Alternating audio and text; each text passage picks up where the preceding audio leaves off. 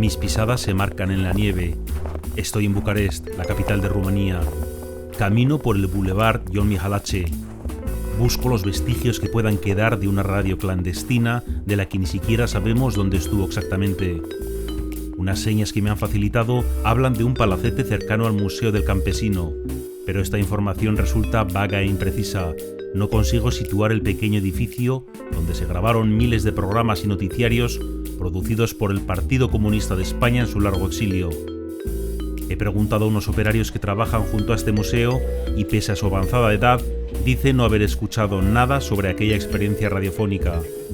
Me han mirado extrañados, pero tras ellos, oculto por una hilera de árboles, creo haber encontrado el chalet que con gran secretismo alojó los estudios de Radio España Independiente, más conocida como La Pirenaica.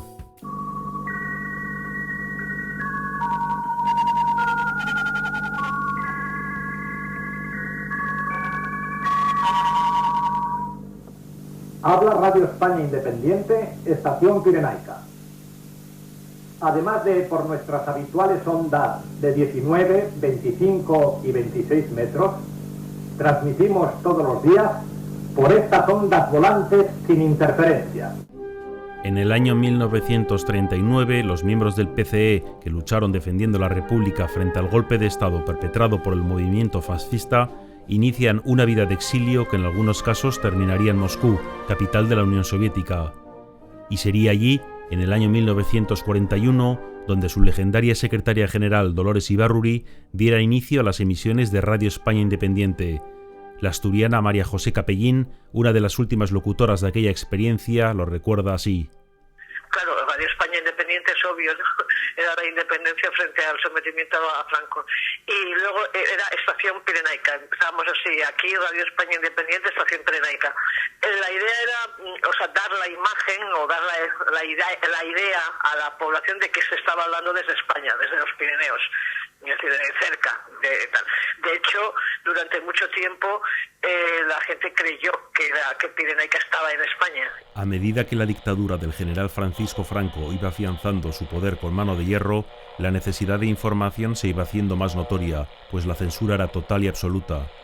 Acercando la oreja a sus receptores y con miedo a ser denunciados, miles de radioyentes confirmaban la necesidad de romper el cerco mediático al que el franquismo los tenía sometidos.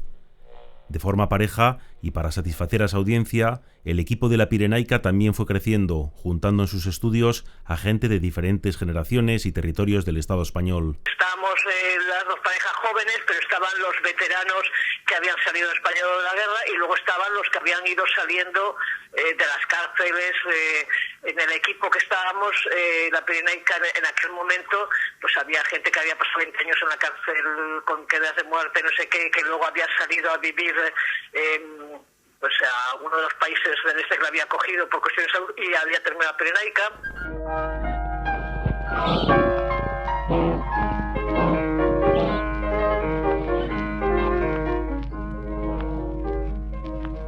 El aire hecho clavel, la verdad rosa roja. María José Capellín no llegó a conocer nunca los estudios que Radio Moscú cedió a La Pirenaica en la capital soviética, pues estos dejaron de usarse en 1955, fecha en la que por una serie de motivos jamás aclarados del todo, la radio se trasladó a Bucarest, donde los rumanos del régimen socialista albergaron los nuevos estudios de La Pirenaica con un secretismo extremo. Nosotros nunca entramos en el edificio a pie, ni pudimos ir, que vivíamos en el centro, cada uno disperso, además buscaban casas, vivíamos como cualquier otro de la población, ¿no?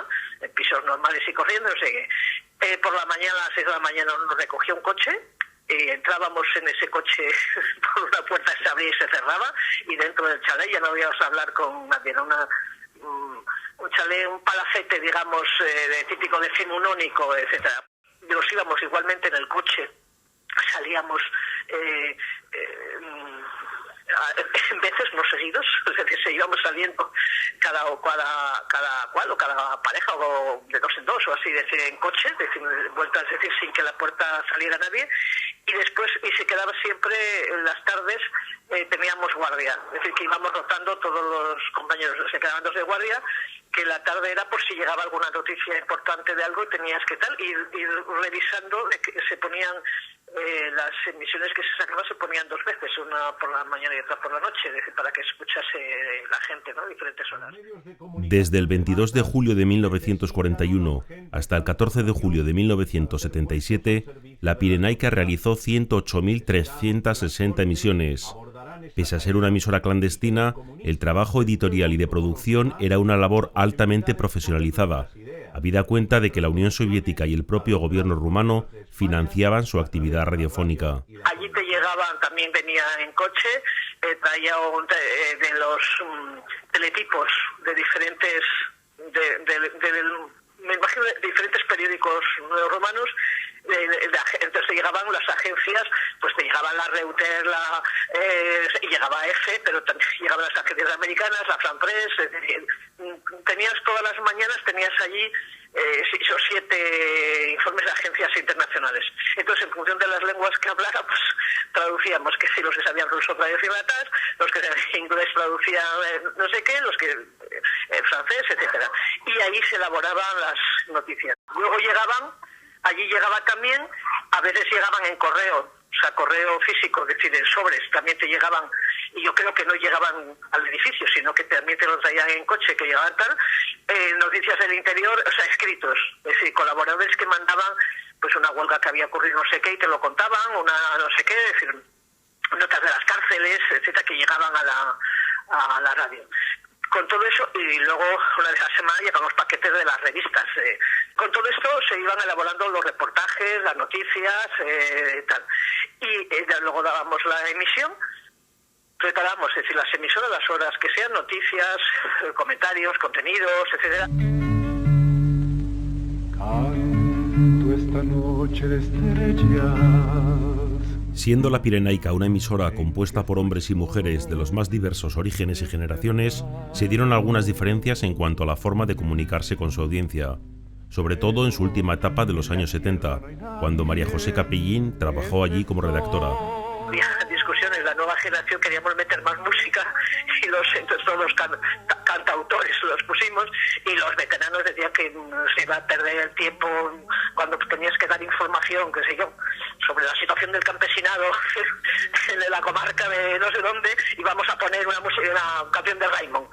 Entonces también había que pensar, ¿no? Es decir, cuánto se ponía de música en la radio o cuánto se ponía de las condiciones. Nosotros intentábamos hacer una radio más ligera o más moderna. Una experiencia que bien podría tildarse de épica fue la de Antena de Burgos, un programa que se nutría con los despachos que los presos políticos del PCE, encerrados en la cárcel de Burgos, hacían llegar al exterior valiéndose de mil ingenios. En Burgos tenían una red de información que sacaban todo lo que sucedía, y lo sacaban con todos los temas, es decir, en el bajo de la ropa, metido en pasta de dientes, en tubos de no sé qué, es decir, iban sacando la información.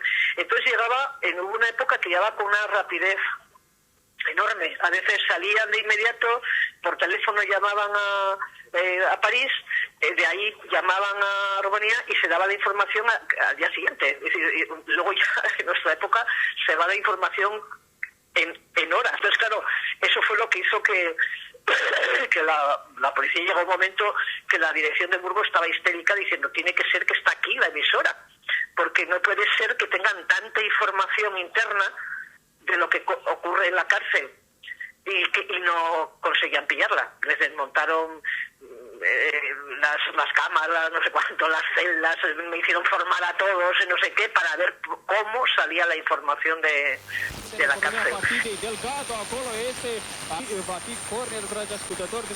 La casualidad quiso que a su regreso a España, María José Capellín conociese con detalle cómo las autoridades franquistas trataron de bloquear la señal de la Pirenaica en las principales ciudades de la península, prueba irrefutable de que sus programas llegaban a la gente e irritaban al régimen. Unos años después cogimos a un chico que trabajaba en antenas de esas de telefonías y no sé qué, y contando una vez dice: mira, ahí instalé yo todos los radios de interferencias para no se escuchaba la Pirenaica. Digo, no me digas. Y dice, sí, había un sistema para evitar que se escuchaba, y que se ponían ondas y no sé qué en muchísimos sitios de España. Había esto para que no se escuchara. Es decir, que el franquismo sí sabía que aquello era un arma, vamos, contra ellos, ¿no? Españoles, Franco ha muerto. Con la muerte de Franco en 1975 y la legalización del PCE en la primavera del 77, llegó también una incipiente libertad de expresión. Ya sin motivos para seguir emitiendo desde el extranjero, la Pirenaica daba por cumplido su objetivo de expresar todo aquello que dentro del país les fue imposible decir durante 38 años. El 14 de julio de 1977, el vasco-argentino Ramón Mendezona lanzó al éter la última emisión de Radio España Independiente.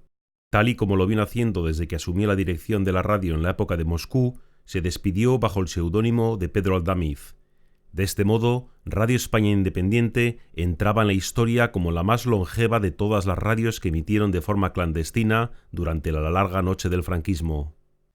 En este momento histórico, la dirección del Partido Comunista de España ha decidido que Radio España Independiente suspenda sus emisiones por considerar cumplida su misión.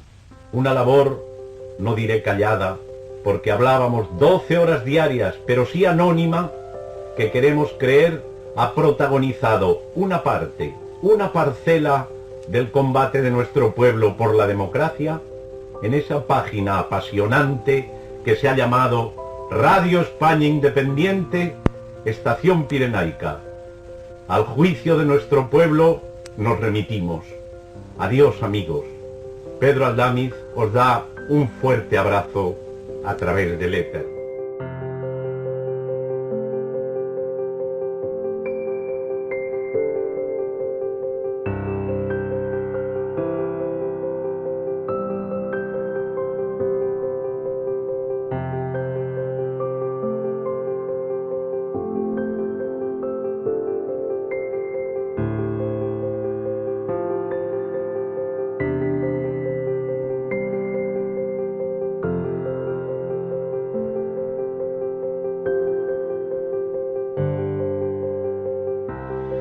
Al final no hubo una sensación de melancolía, nada más que en esta historia de que nos íbamos yendo, antes que nosotros ya se fueron unos cuantos, y que eso le iba creando una sensación de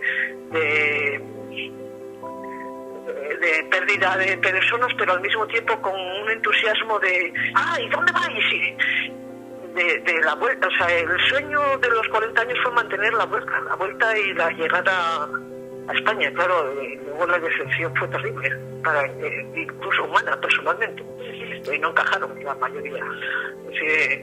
El partido del interior no lo supo tampoco acoger, eran de fuera. En los barrios o los pueblos eran los rusos, los extraños, los que venían de un mundo que no era, y bueno, pues todos sabemos cómo fue la transición en el sentido de no entenderlo, o sea, querer olvidar de dónde veníamos y construir una historia nueva.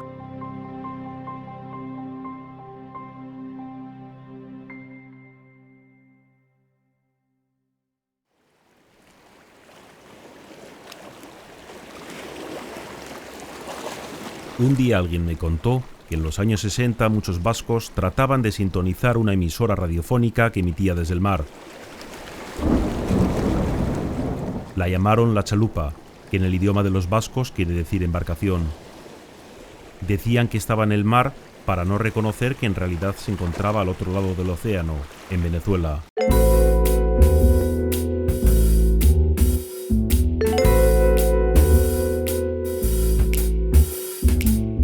Quise ver el lugar desde el cual emitía esta radio, la más clandestina de todas las que funcionaron durante el franquismo.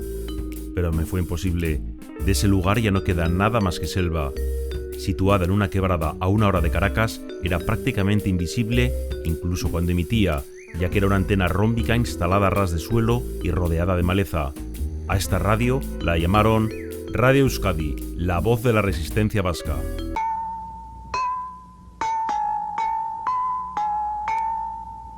Hemen Euskadi irratia, Eusko Erresistentziko gudarien deia.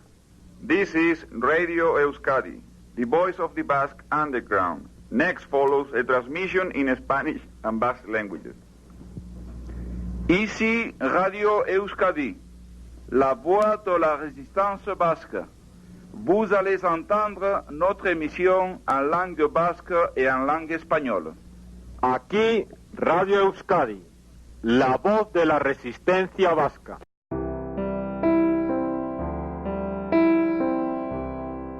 La primera salida al aire de Radio Euskadi fue el 10 de julio de 1965, una emisión impulsada por la comunidad de exiliados vascos que se encontraban en Venezuela tras la victoria del movimiento fascista liderado por el general Francisco Franco.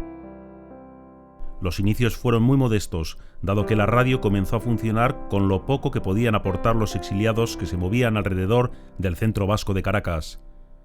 De entre todos ellos, cabe destacar el papel de José Joaquín Azurza, un ingeniero de telecomunicaciones que gracias a su trabajo en la petrolera Shell pudo hacerse con unos viejos radiotransmisores que la empresa iba a desechar. Jon Mikel Olavarrieta, una de las personas que colaboró con Radio Euskadi, nos lo cuenta desde Caracas. Radio Euskadi fue clandestina totalmente, ni Nienca sabía que cuando no me metieron en Radio Euskadi, que yo estaba metido en Radio Euskadi. Entonces ya digo, ni nuestras mujeres sabían. Salvo cuando nos casábamos teníamos permiso para decirles. Era clandestina en Venezuela. En Venezuela no tenía permiso de ningún tipo. Eso ni la desconocía el gobierno venezolano. Ya tuve alguna visita que otra del gobierno venezolano, que luego lo dejaba, ¿no? Porque también se movía, había buenos contactos con el partido de gobierno en aquel momento, que era Acción Democrática, y bueno, eso se solventaba pues, a alto nivel.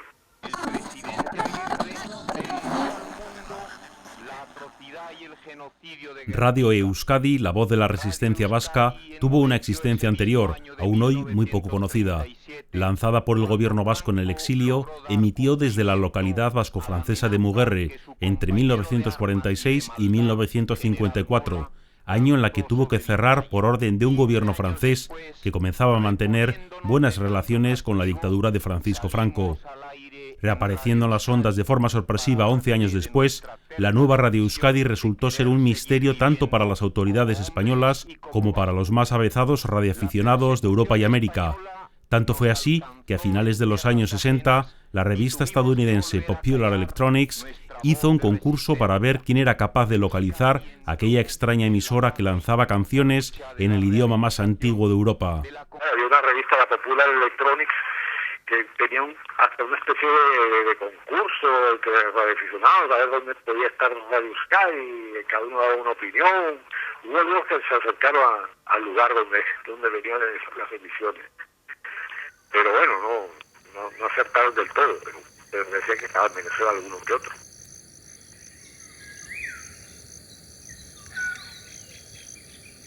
Custodiando el transmisor y la antena que estaban en un paraje selvático, había un hombre curtido por la línea de fuego, el excombatiente de Acción Nacionalista Vasca, Isaac Atutxa. Dada su dedicación exclusiva al cuidado de los equipos, fue el único miembro de Radio Euskadi que recibió un salario fijo. Que le pagaba un sueldo al operador de la radio, que era Isaac Atutxa, que era un yagui, solterón, mayor ya, y hombre que había sido Udari de Caldácano, y lo pusieron allí en la radio, y él era el que lanzaba las emisiones. A falta de un verdadero apoyo financiero, logístico o institucional, el proceso de producción en la radio siempre fue sencillo. Por ejemplo, la sintonía que se inicia con un xilófono no provenía de una grabación, sino que se realizaba en el propio estudio con un instrumento musical de juguete, y tanto el local como el trabajo o los materiales utilizados para grabar fueron aportados de forma voluntaria. Debido a esta precariedad de medios, la programación se redujo a unos mínimos con los que dar la batalla en las ondas. Se hacían 3 programas de media hora. El programa de contenido era, tenía contenido de partido político, de resistencia, de noticias que allí no se daban, y media hora cada emisora, cada emisión, porque era más que suficiente, de una parte de noticias, de mensajes, etcétera, etcétera, y se repetía la emisión todos los días. Y se grababa un programa todos los días. Y para financiarla hicimos muchas cosas. Veníamos desde mecheros, con las curriñas, con banderas de Euskadi, hasta hicimos monedas de Sabino de Arana, acuñamos monedas, Sabinos de oro. Gracias a la pericia del ingeniero Azurza, la potencia de emisión en los viejos transmisores que utilizaron pasó de 2,5 a 10 vatios. Aunque la recepción en el País Vasco era muy pobre, se llegaba a escuchar con más o menos regularidad. Tanto es así que a nivel popular se utilizó la leyenda del transmisor flotando en una embarcación como coartada para no dar pistas sobre el verdadero origen de la señal radiofónica. Pasadas las primeras emisiones de prueba, con un equipo humano bien formado y la programación consolidada, se inició una relación con la audiencia que utilizó como filtro intermedio a su corresponsal en París. Su corresponsal en París, que era Pedro Ajuria, pero Juria se encargaba de disfrazar la cosa y a todo el que mandaba toda la correspondencia la voz postal 59 en París. De allí, él recibía todas las correspondencias de la sintonía de Radio Euskadi y él mandaba un QSL, porque allí nos informaban, nos mandaban noticias. Nos mandaban noticias sobre todo por teléfono y por teletipo, porque como tenemos periodistas en el internet se recibían noticias, y por carta que nos mandaban noticias de por aquí, de por allí, había una parte en euskera. Pero aquellos contenidos que se elaboraban tanto en castellano como en euskera antes eran grabados en la ciudad de Caracas, concretamente en un local propiedad de Tomás Michelena, comandante de un batallón de acción nacionalista vasca durante la Guerra Civil Española. Para aquella comunidad de exiliados vascos, los 60 fueron años fértiles para la creación. Fundaron un coro que cantaba en la radio, publicaron revistas que se imprimían a miles y cruzaban el océano para llegar de forma clandestina al País Vasco, y en algunos casos hicieron parte de la élite cultural en los más destacados medios de comunicación venezolanos. Su capacidad de plantar cara a la censura total que el régimen franquista ejerció con particular saña en Euskadi bebía en parte de personajes como el precursor de la radio, Isaac Atucha, quien llevó a cabo acciones de sabotaje a la señal de Radio Nacional de España antes de tenerse que exiliar en Venezuela.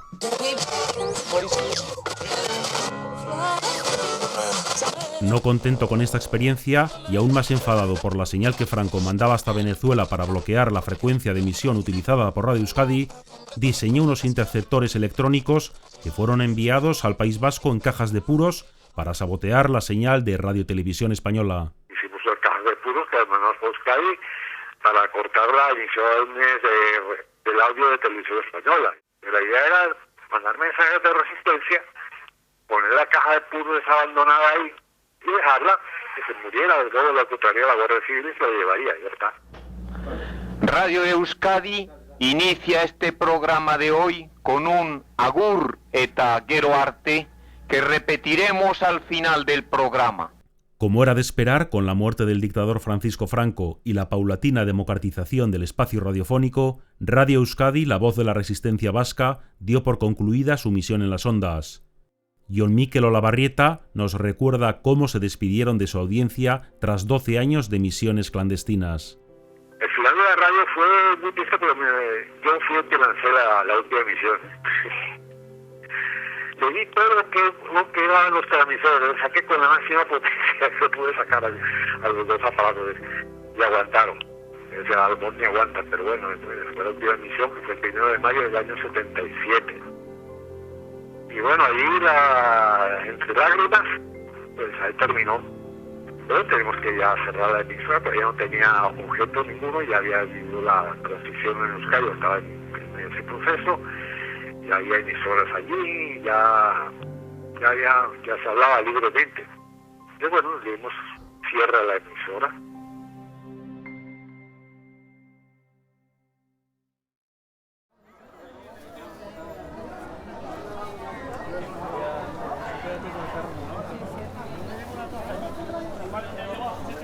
En un mercadillo de Tenerife encontré un libro sobre el movimiento por la autodeterminación e independencia del archipiélago canario, más conocido como Mepayac. En él se hablaba de una radio clandestina que este movimiento tuvo a mediados de los años 70 en Argelia. Yo, que sabía del silbido gomero, una ancestral forma de comunicarse usada por los autóctonos, vi en la radio una renovada forma de lanzar mensajes. Poco a poco, y en nuevos viajes al archipiélago canario, fui dando con las dos únicas personas vivas que trabajaron en aquella radio. Una de ellas, María Cerina Espinosa, ha accedido a contarnos cómo fue esa emisora a la que llamaron La Voz de Canarias Libre.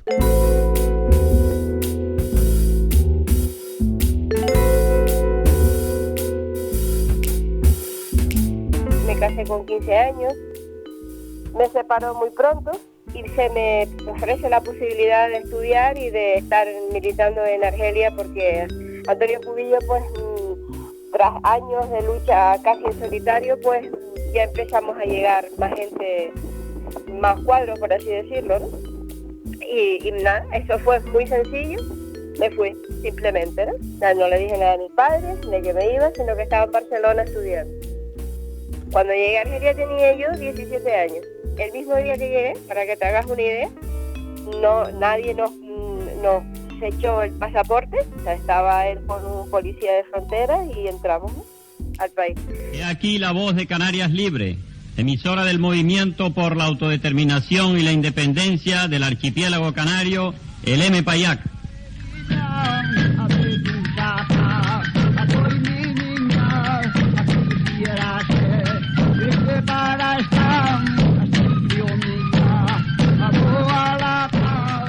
Pues yo en este caso ya me quedé y me asignan un hotel totalmente diferente.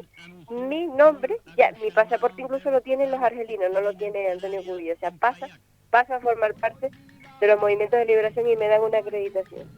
Eso es lo que ellos me dieron y tenía pues la plena seguridad de que a nosotros no nos iba a pasar nada. Con eso era un pasaporte para todos lados.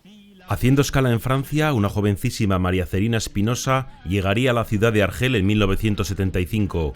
Allí le esperaba Antonio Cubillo, el abogado tinerfeño que tras su exilio de 1962 fundara el M-Payac, con la ayuda del Frente de Liberación Nacional que gobernaba Argelia. Antonio, cuando vio la soltura que yo tenía, que tenía pues cierta cultura para la gente que había ido por ahí, pues que habían ido personas que trabajaban en petroleros, los ponía todos a hablar en la radio, ya tenía su chica, él decía su chica a la radio, ¿no? Y lo que la función era transmitir literalmente lo que él escribía. Los martes se daba media hora a La Voz de Latinoamérica Libre, que estaba la dictadura argentina, era una chica argentina, y la otra media hora me la dejaba libre para mí para hablar de cultura canaria, pero siempre y cuando él supervisara los papeles. Queridos radioyentes de La Voz de Canarias Libre, no olviden ustedes de enviarnos cuantas ideas, sugerencias y opiniones le merecen nuestras emisiones. Háganlo directamente a nuestra Secretaría General del M-Payac, D.P.216, Argel, Gare, Argelia, quien nos la hará llegar. Todo cuanto ustedes nos digan será tenido en cuenta, ya que nosotros somos la voz del pueblo guanche en lucha por su independencia.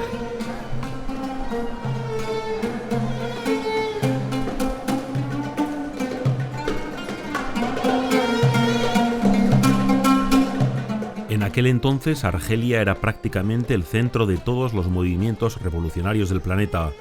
Acogidos y financiados por el gobierno socialista de Argel, la media docena de activistas canarios que allí residían contaba con amplias facilidades técnicas para llevar a cabo sus producciones radiofónicas, desde una oficina propia a un estudio de sonido compartido con otros movimientos políticos de rincones tan diversos como el Sáhara Occidental o la lejana Argentina. Pueden sintonizarnos todas las noches. Mientras, en las Islas Canarias, un amplio sector de la población escuchaba en la intimidad de sus hogares un programa que no solo emitía proclamas políticas, sino también contenidos dedicados a la denostada cultura guanche. Era de 9 a 10, y en esa hora se tenía que condensar todo lo que se tenía que esparcir por las ondas. Estaba la parte didáctica y luego la parte, por así decirlo, de consignas que yo no tenía ni por qué preguntar, simplemente lo que hacía era transmitirlo. Contando así con todos los recursos técnicos de la radio pública argelina, la señal de la voz de Canarias Libre llegaba aún más lejos de lo que el propio M. Payák ansiaba, desatando las iras de un franquismo que seguía al mando de España aún con Franco muerto. Llegaba, y recuerdo, a toda la península ibérica, llegaba a Italia, llegaba a Grecia, llegaba a Libia. O sea, todo lo que es el área del Mediterráneo estaba cubierta con la onda larga, perdón. Y luego llegaba a las islas, perfectamente se oía en todos los hogares en Canarias, hasta que a finales, creo que en diciembre del 77, o no, al principio del 78, parasita en la emisora. O sea, estaba lo que es Olla Fría, el ejército español aquí en el sitio de Olla Fría, en Tenerife, coloca una antena para parasitar la señal, y ya no se oía aquí. Ya fuera porque a veces la señal era parasitada en algunas islas, o simplemente para que nadie dejara de escuchar las emisiones nocturnas que llegaban desde Argelia, el caso es que un número de activistas y simpatizantes del M. Payák grababa los programas para asegurar su difusión entre la población canaria. Grababan, y eso era un movimiento de mano a mano. Graban, o se reunían en casas para escucharla. Lo que sí me ha dicho gente, que cuando nosotros estábamos en el aire, la gente, no había nadie en las calles. El colonialismo español ha detenido unos 50 patriotas en estos últimos días en Canarias.